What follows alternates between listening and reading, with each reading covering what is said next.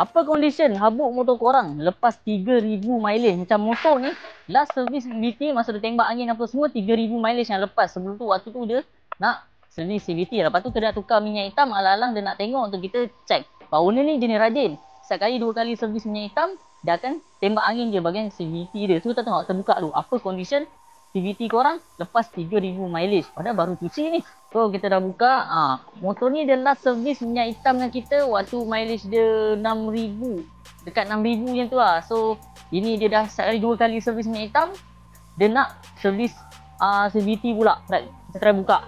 Inilah condition motor korang lepas 3,000 mileage. Macam ni lah rupa habuk dia banyak. Dan betul untuk motor-motor Honda. Alright. So inilah condition dia. Kalau boleh tengok macam mana habuk dia. So jadi kita tembak angin terus. So lepas dah cuci, kita ikat balik macam biasa.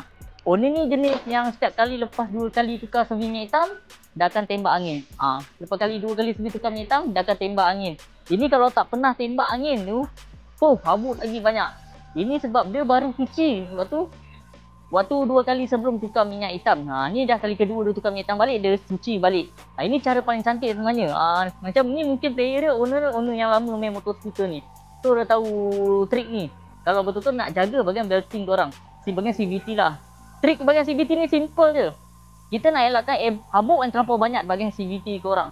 Bila habuk terlampau banyak, so bahagian CVT korang ni cepat panas.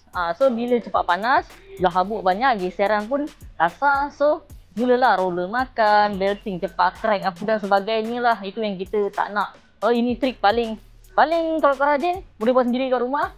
Kalau malas, setiap kali kau tukar minyak hitam dekat bengkel, kau suruh pomel, just tembak angin saja. Perlu regrease tak? Ya, perlu bila sampai mileage. Tapi bila regrease tu percayalah, bila buka tu bersih. Banyak kali kau dapat macam tu. So untuk korang mana yang nak servis motor korang, nak servis CVT motor korang, boleh buat. Sebab skuter ni satu je, kau jaga bahagian CVT dah, settle masak korang. Tak perlu macam motor-motor kapcai lain apa kan. Yang penting bila CVT korang tu okey, bawa pun lancar, smooth, sedap. Itu yang player skuter nak kan sebenarnya, lancar. Dah penat dah main clutch ni sebenarnya. Lepas tu dah main balik ke skuter.